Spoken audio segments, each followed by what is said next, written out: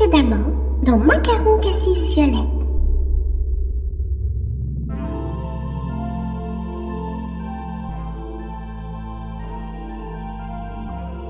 Monsieur Popotamou a été mis en cause dans l'affaire Bétarame.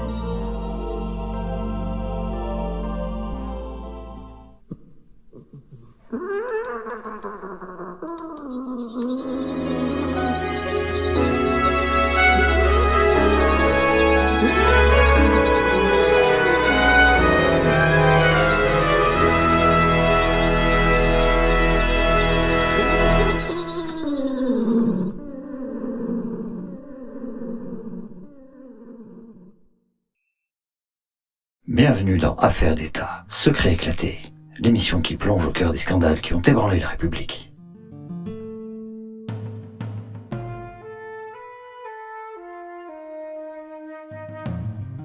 Ce soir, nous rouvrons un dossier brûlant.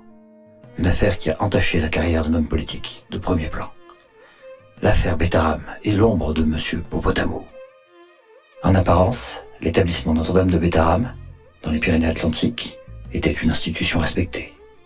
Pourtant, des accusations ignobles de violence ont éclaté, jetant une ombre sur cet établissement. Et c'est là que le nom de Monsieur Popotamou, homme d'État respecté et ancien ministre de l'Éducation nationale, a été scandaleusement traîné dans la boue.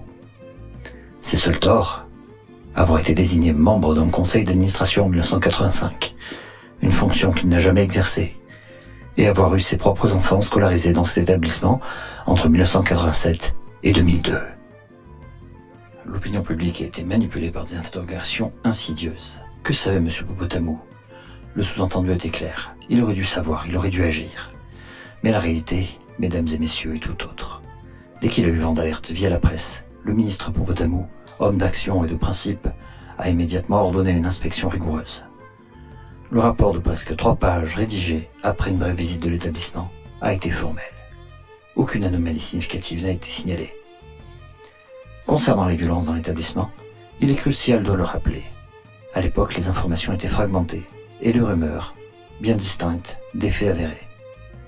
L'affaire Bétarame, ce n'est pas seulement un scandale de violence, c'est un miroir implacable sur la gestion des alertes, la responsabilité des institutions et la capacité d'un homme politique à faire face à des accusations qui pourraient, à jamais, ternir son image. Le voile se lève sur une vérité complexe, où les lignes entre connaissance et ignorance, action et inaction, se brouillent dangereusement. Monsieur Popotamou, le 15 février 2025, vous avez déclaré à propos de ce rapport: cette inspection, elle dit que l'ambiance, la qualité de travail, les relations avec les élèves et les relations entre enseignants étaient excellentes. Nous venons de rappeler ce que ce rapport contient: la description de châtiments corporels, de gifles, de coups, des dortoirs immenses, des élèves surveillants. Cette lecture du contenu du rapport, feriez-vous la même, monsieur le Premier ministre, aujourd'hui que celle que vous aviez faite en 1996 ? Pour la première fois, j'ai eu l'occasion de présenter non pas des dénégations, non pas des arguments, mais la preuve. Je vous prie de bien vouloir répondre à ma question, monsieur Popotamou. Feriez-vous aujourd'hui la même lecture de ce rapport qu'à l'époque ? Le gendarme Hontan a déclaré: je suis arrivé devant la porte et le juge Mirande m'a dit: Monsieur Hontan, il faut attendre, parce que le procureur général veut voir ce dossier. Il y a eu une intervention de Monsieur Popotamou. En revanche, selon le témoignage du juge Mirande, celui-ci a déclaré: je suis sorti et le gendarme Hontan m'a dit: il faut attendre, parce que le procureur général veut voir le dossier. Et il laisse entendre, je ne sais pas s'il le dit explicitement.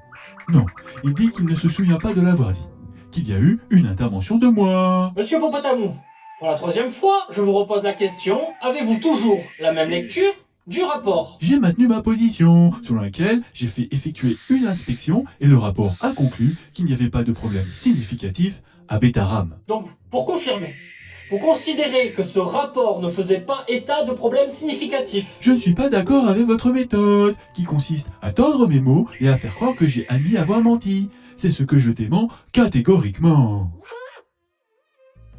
Lors de son audition parlementaire, face à une commission manifestement décidée à le mettre en difficulté, M. Popotamou a fait preuve d'une sérénité inébranlable et d'une détermination sans faille. Accusé d'une attitude agressive ou arrogante, il n'a fait que défendre son honneur et la vérité avec la force de caractère qu'on lui connaît. Il a dénoncé les tentatives de tordre ses propos, de déformer la réalité pour des raisons purement politiques.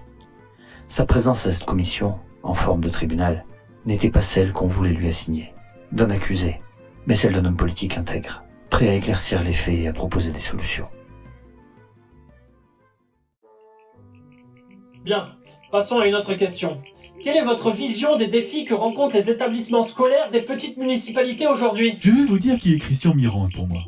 Ce n'est pas un voisin anonyme. Je ne sais pas si vous savez ce qu'est un village.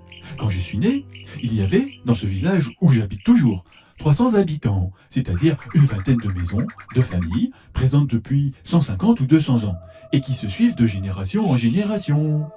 Christian Mirande a épousé Yvette. Il était intendant adjoint dans le lycée où j'ai suivi tout mon enseignement secondaire et où j'ai été prof. Je ne sais pas si on peut l'expliquer, mais ce n'est pas un simple voisinage géographique, c'est une intimité de voisins. D'ailleurs, il a raconté dans je ne sais quel journal, peut-être était-ce aujourd'hui même, qu'il m'arrivait de sauter par-dessus son portail cassé pour aller bavarder avec lui. Christian Mirande, pour moi, c'est ça. Monsieur Popotamou, je repose ma question. Quelle est votre vision des défis spécifiques aux petites municipalités? Je vous ai dit que ça se passerait pas comme ça, donc probablement pas. Je n'ai pas de problème de cet ordre-là. Donc pour être clair, votre vision est qu'il n'y a pas de problème significatif dans les petites municipalités. Non, je n'apprécie pas cette méthode qui consiste à déformer mes propos. J'ai du mal à vous suivre, monsieur le Premier ministre. Ne prenez pas mal ce que je vais dire. C'est un gag. Alors, qui est responsable? La lumière sera-t-elle faite sur chaque recoin de cette sombre affaire? La justice a-t-elle dit son dernier mot? Vous êtes à la tête du ministère de l'Éducation nationale. Vous paraissez instaurer une relation directe avec un chef d'établissement, c'est-à-dire, au fond, un mécanisme qui paraît entièrement contourné, court-circuiter les procédures dont dispose l'Éducation nationale pour traiter la question de la violence dans les établissements scolaires. Pourquoi procéder ainsi plutôt que de solliciter des services que vous aviez déjà mobilisés en avril 1996 pour garantir la sécurité des élèves de Betaram? Arrêtez de m'embêter, ça n'est pas gentil.